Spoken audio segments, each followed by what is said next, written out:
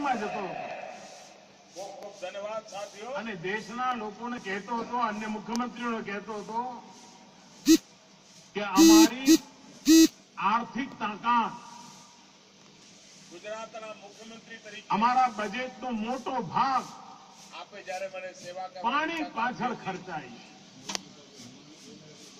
કોઈના ગળે નહોતું ઉતરતું. કેટલાક લોકો મને ટકોર કરતા હતા, મોદીજી તમે આટલા બધા રૂપિયા પાણી પાછળ ખપાઈ રહ્યા છો, તમે કોઈ દી ચૂંટણી જીતવાના અમારા બજેટનો મોટો ભાગ લોકોને ગમે એવું કઈ કરો, પાણી પાછળ ખર્ચાય.